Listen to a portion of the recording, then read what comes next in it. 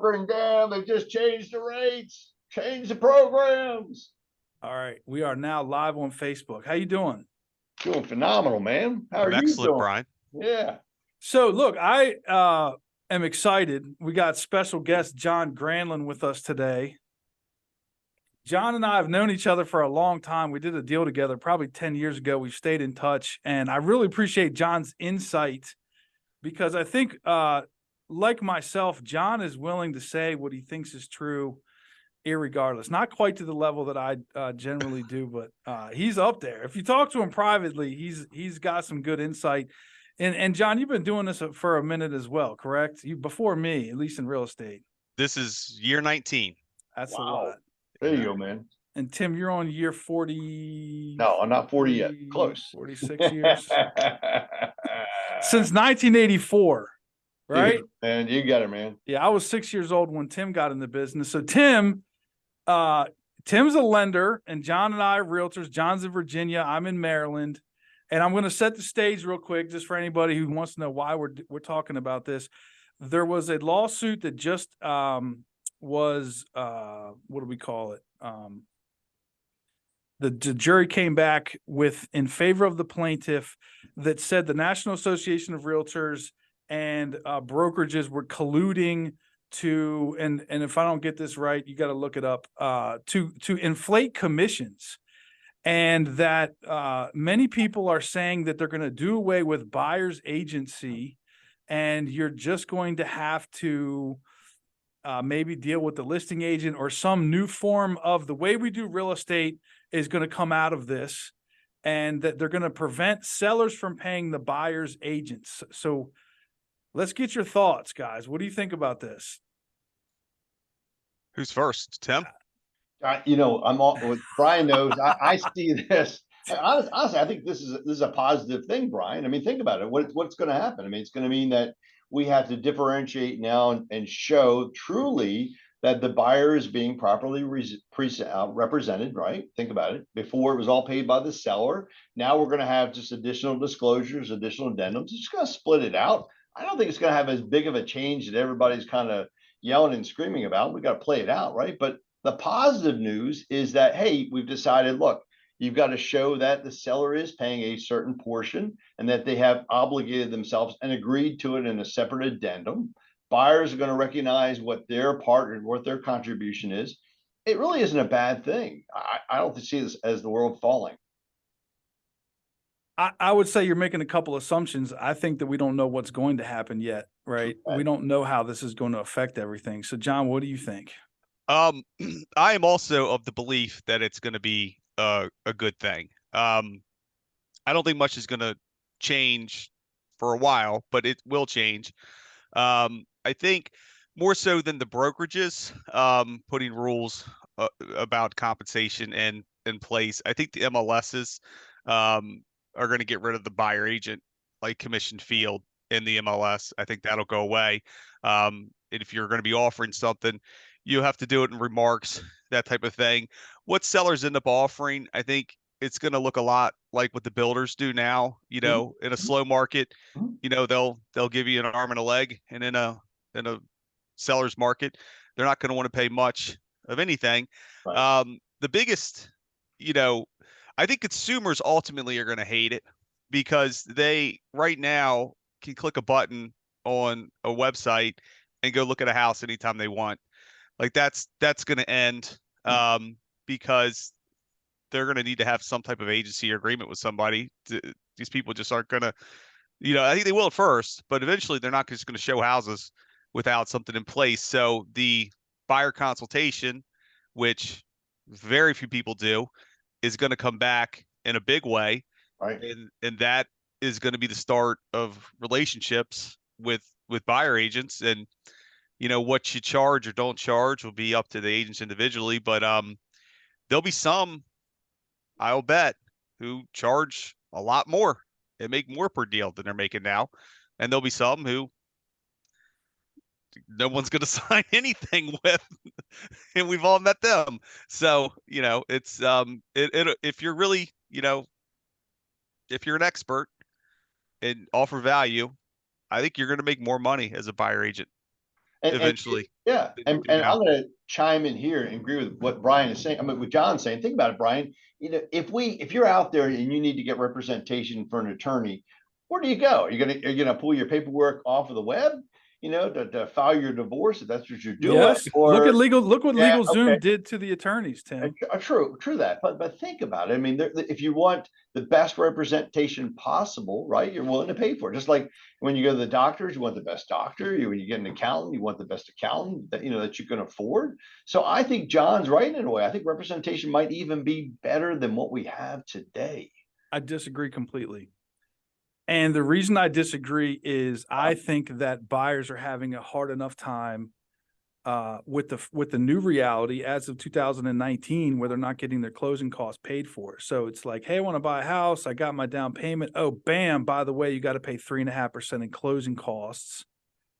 And now on top of that, you have to agree to some form of a real estate commission, and you're going to immediately have Redfins, but then you're going to have these hybrid brokerages. And I believe that the attorneys might get involved on some level and create, I think Silicon Valley and the attorneys will get together and create some sort of a hybrid that says that, you're going to pay $500 for 10 showings, and then all the paperwork can be downloaded and you get a 20-minute consultation for another $500, and you're going to sort of have to go at it alone.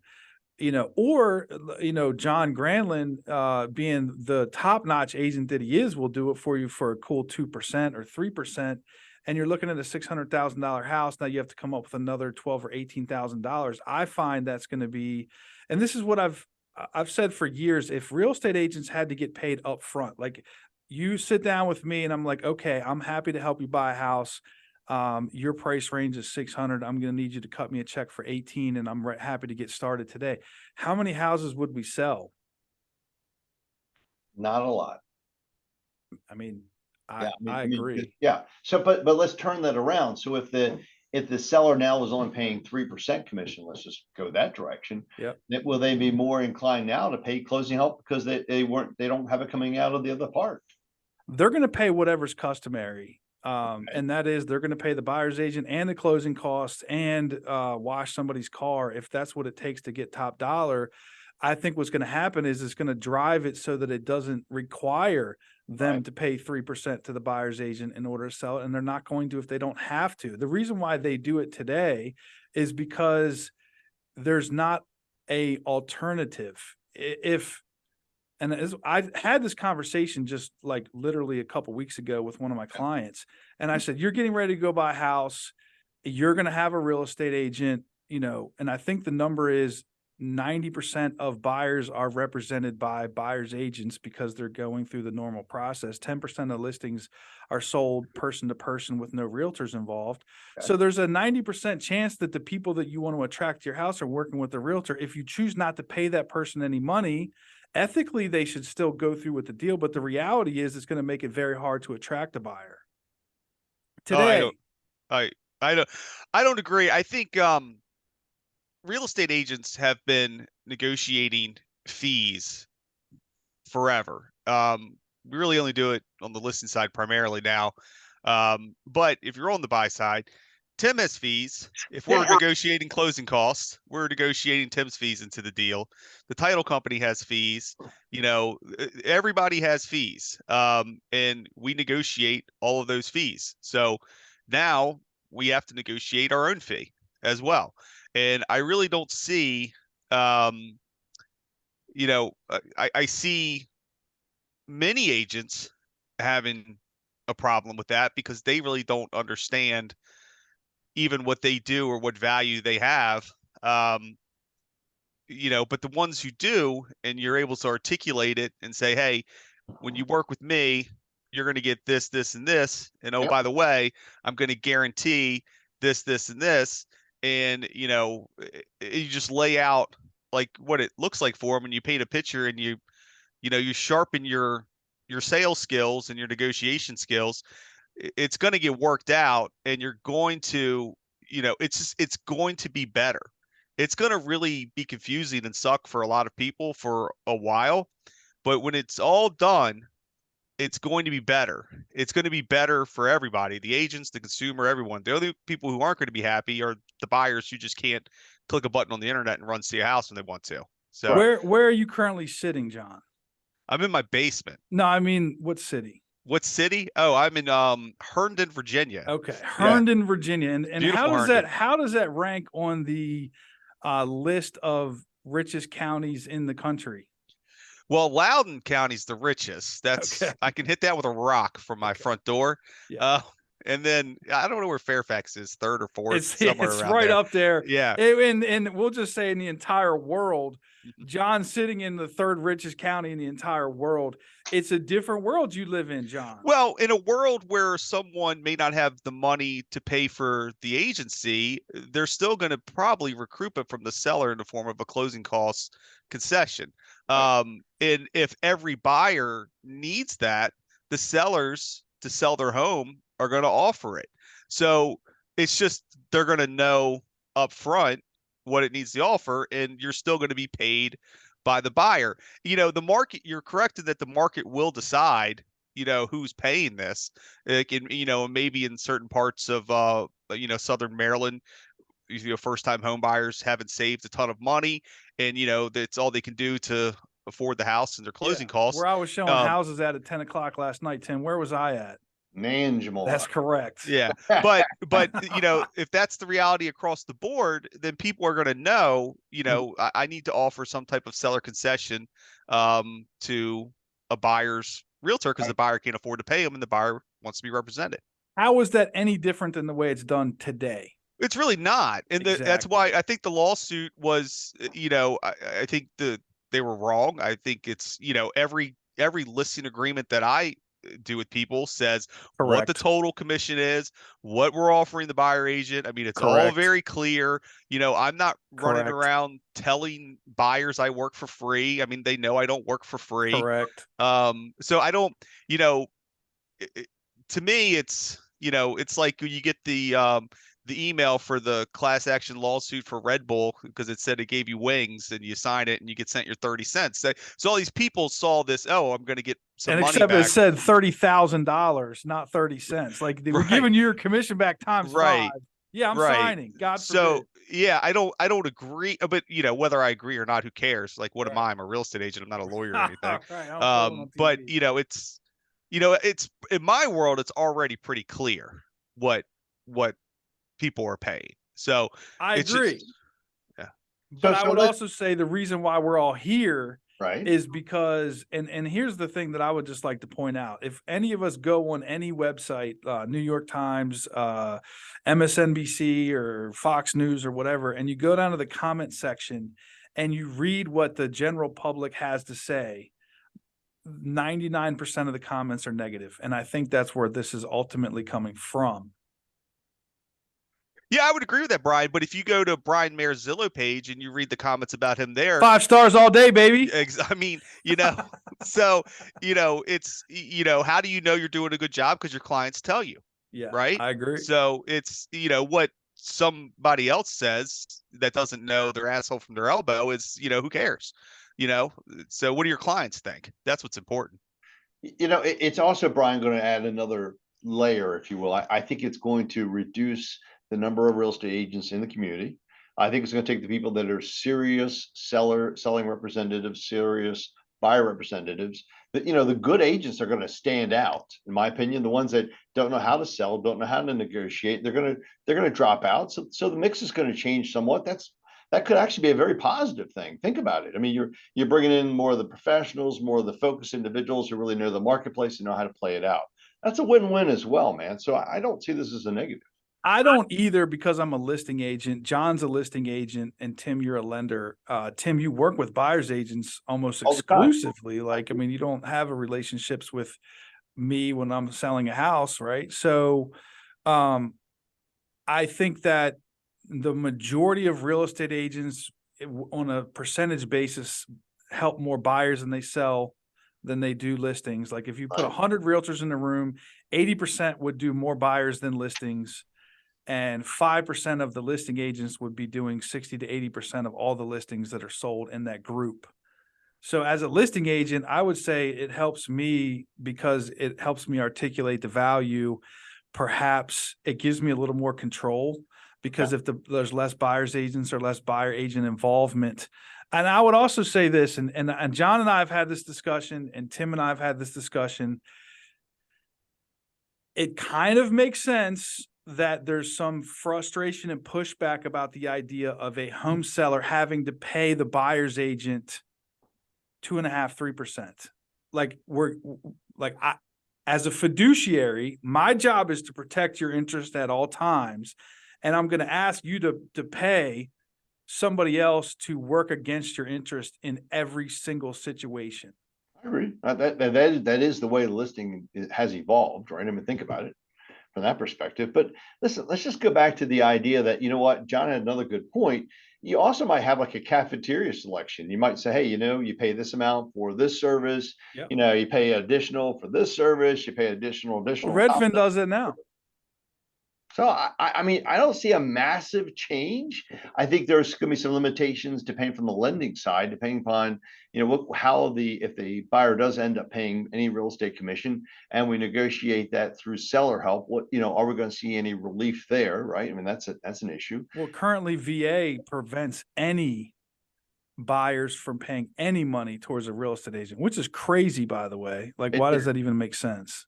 Well, I mean, and that might come out to be, one of the catch-22s there. It may be, hey, you may not be doing as many VA deals. We don't know, but this is going to shake out, guys. The world's not going to come to an end. The real estate's not going to shut down.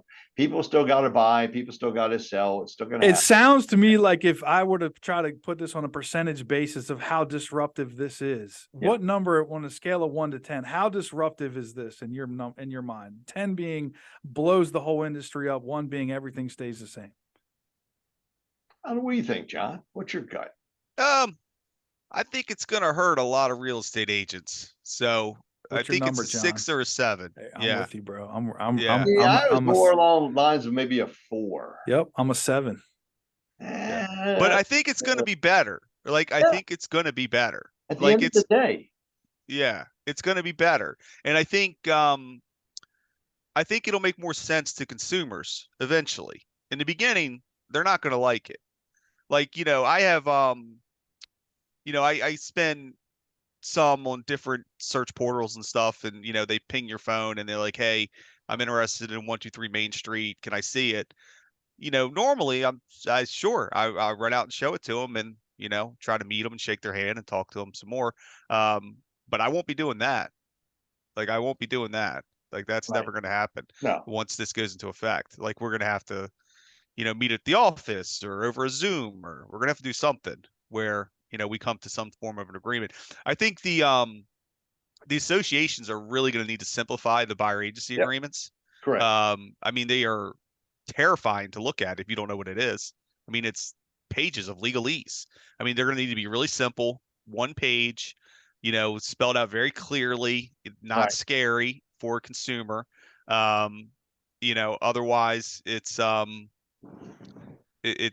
to make people's lives a little more difficult. I tell you who I think is going to impact more. So, and I think John nailed it right there. I think the search engines, the companies that were relying on a certain percentage of the buyer's real estate commission as a percentage to be paid for using their services, whether it's like a Zillow or a Rocket Mortgage or a Redfin, whoever's collecting that referral fee, right? I mean, think about it. If you're paying 35, 40, 45% of the buyer's agent's commission as a fee, and now we no longer have a defined commission, how does that affect their model? It blows it up, right? That's going to be the one where it's going to be a catch-22. Mm-hmm. That's where it's going to hurt in my opinion. I agree with that. I do too. Mm-hmm. Yeah. And the interesting one, and I don't know, I haven't followed this totally closely to understand, I'm not an attorney, is Redfin's position where they were the first ones to jump and sort of badmouth NAR. And it seems to me, if we were going to lay all the players out, they seem to be the ones that might be losing the most, because the reason why they're able to offer discount, and I'm just speculating here, the reason I believe that they're able to offer a discount listing commission is because they're making so much money on their buyer's agency deals. If you have all these people that are on redfin.com that click, hey, I'd like to save some of my commission by using a Redfin agent. Yeah. And a Redfin agent goes out there and collects $20,000 in commissions, and they're only making $700, and they have to spread the other 19,300 on the rest of the company, that then pays a listing agent to come out and say, oh, I'll sell your house for 1%. If that goes away and the only money they're collecting is 1%, I don't know that they maintain. I think they're done. What about this, Brian? Maybe they change their model and they say, hey, we're going to pay a 3% real estate listing commission. And then whatever buyers come to you for the purchase, it's just a $9.95 fee or $12.95 fee. Well, so one of the things that they sort of put out here, and the way that they sort of presented it, was that by paying the buyer's agent is equivalent to a RESPA violation kickback. It would be like if I went to Tim Murphy and I said, Tim, I'm going to give you $20,000 for referring a buyer to my listing. That would be illegal. We'd go to jail. That's the way they're looking at it. So they're saying, like, no seller pays no buyers under any circumstances is what they're asking for. That to me is very dicey. So would you be putting in the listing like a bonus to be paid to buyer's agent of $10,000? What does it have to be? A buyer's agent? Could it be a lender? Could I pay you, Tim, the same money that I'm paying John Granlund? Yeah, it's a catch-22. It's a RESPA violation to pay me. I can tell you that much. Yeah, it's not something we can negotiate from that standpoint. What do you think, John? Are they going to do away with the ability to pay it? Yeah, sellers are not going to be able to pay buyer agents. Yeah, the buyer is going to have to pay the buyer agent. The seller will pay the sellers or the listing agent.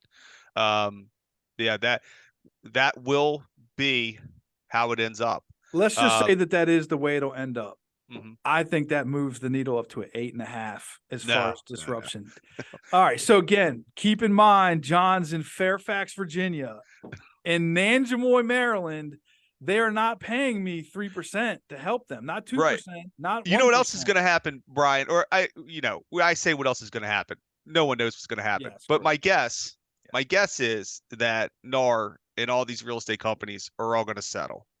They're all going to settle. Yep. And they're going to have to bring the amount down to something a little more reasonable that these companies can actually pay.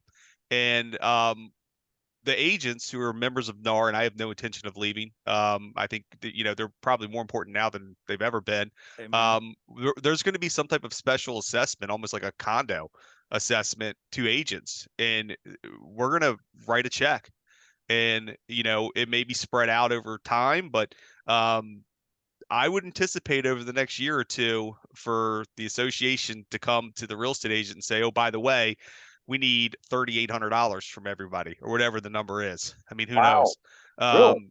Because that's how are they going to pay for it otherwise? So I was trying to get Bill Harris to jump on here, and he couldn't do it. He did the math on it, and I don't know if he was right, but 1.6 million realtors paid whatever the NAR fee was. He came up with $300 and some million is what they collected last year, as far as like what the fees are. Because there's 2 million real estate agents, there's 1.6 million realtors and they lobbied Congress 80 million of it, then they pay themselves and whatever else they pay for. So what John, I just want to sort of reinterpret what John said. John's saying that if NAR has to settle and pay out these consumers, billions or millions of dollars, they're going to get it from us realtors, and they're going to charge us a fee. One thing that I've always hoped for is that they would make it harder to maintain a real estate license, that it took more than 60 hours to get the license, and it took more than $400 a year to maintain your membership. I would prefer $3,500 a year, and I would prefer, my daughter just graduated cosmetology school, is 1,500 hours. I would prefer a model that requires new agents to mentor under somebody. Like, if you guys have ever looked at what it takes to become an appraiser, the year I got in 2014, they changed the laws. You have to have like an associate's degree, and you have to work like 2,000 hours under somebody, and most of the time they won't even pay you to become a licensed appraiser. We're the guys who move the needle the most as realtors. I would prefer that they make it harder to become a realtor and to stay a realtor. What do you think, John? Yeah, I mean, there's definitely something to be said for that. I mean, I think they did the that survey a few years ago about what they surveyed all the realtors the biggest threat to the industry, and the number one thing was realtors. Um, and Tim is saying no comment. Yeah, I'm not saying anything. I'm good. but I mean, we're in the industry. I mean, look, a great real estate agent can save you or make you tens of thousands of dollars Amen. and save your butt and Amen. counsel you, and the list is endless of what they can do for you. A bad one, Amen. and there are plenty of them out there are not going to be doing that. And that's why you see the comments under the article about Yeah. how overpaid or whatever people are. Yeah, So and you also have to consider what types of people make comments on the internet. Right. It's like the percentage of people that are going to step up and make a negative comment. If you had a good experience with your realtor, you're not going to get on there and be like, "Well, mine was great," and everybody's going to bash your face in. So, yeah. So I don't know, guys. I feel like that this is a game changer. It's going to be big. I think it's going to hurt. We're already in a decimated market. Rates are now over 8%. And now the real estate stocks across the board are going in the tank. John, are you holding strong with your real? yeah, I still have plenty of real stock. I plan to hold it as long as I can. I sold. I know, I know you did. But you I put buy my money when where it's my mouth is. I sold. you buy when it's down, Oh. you sell when it's up. Yeah, no, so I'm good. Yeah. So let me just ask you this: just what's your prediction for 2024? Good, bad, ugly? For real estate, Yeah, for you personally and real estate in general. I think the spring of 2024 is going to be an on fire real estate market. I think, man. yeah, I think the winter is going to be slow again, much like this one is. But I think the spring is going to be on fire. There's so much pent up. Like, I talk to people all the time who are just like, they're itching to go, and they're just waiting for something to tell them to go. And, so if rates get to, 6.8, they're not 7.5 today, right? Going around there. Well, I think that everybody has been told that, hey, look, it's always 2 quarters away. Oh, in the spring it's going to be fine. Rates will come down. Everything will go back to normal. They said that about this fall. They said that about last spring. They said that about the previous fall. Rates are probably not coming down, not significantly. What's going to happen is the people that were decided to wait, just can't wait anymore. I got 3 or 4 of them that are like, oh, we were going to do in the fall. We're just going to wait till the spring. They're going to pull the trigger regardless. So I agree with you, but overall, I'm going to say that the market will be ugly because I think that buyers and sellers are having less fun. They're not enjoying this experience like they used to. They're having a hard time. Like, I was in a house last night. I was showing it to them. They loved the house. When they heard the payment, they wanted to punch me in the face. And they ran, didn't they run? They actually got in their car and like skirt. And I called Tim and I said, Tim, we got to circle back, bro. This is crazy.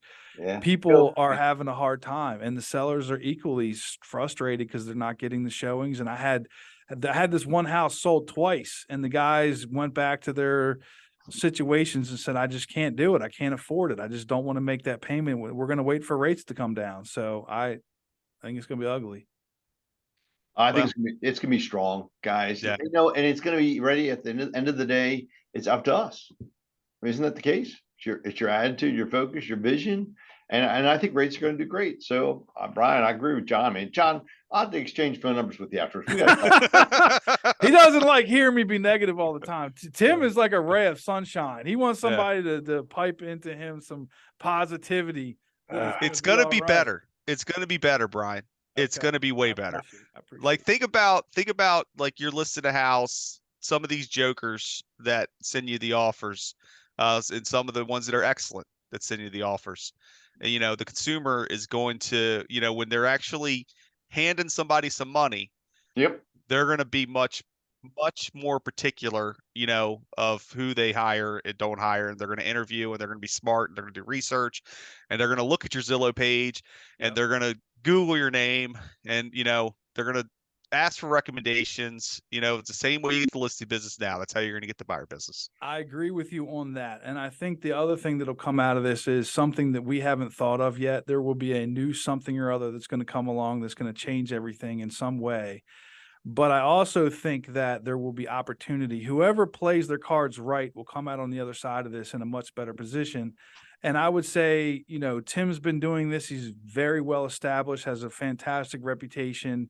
John's been doing this for a very long time, also has a fantastic reputation. And I think that all of us can articulate the value and look somebody right in the eye and say, here's why you should hire me and pay me top dollar because I'm going to do a fantastic job and here's how I'm going to do it. And I think that in that perspective, we can make it, then we're going to be in a better position. But I think that for most agents, this is probably a sign to update your resume, in my opinion.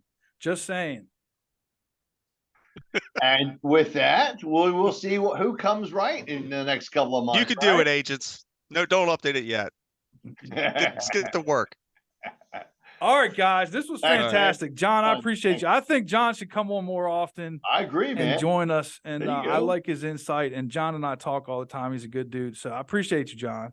I Oh. appreciate you putting a shirt on for us, man. I appreciate I it. did. I was looking Yeah, rough a little he while told ago. me that. He's like, I gotta get John dressed first. I was like, dude, what the hell?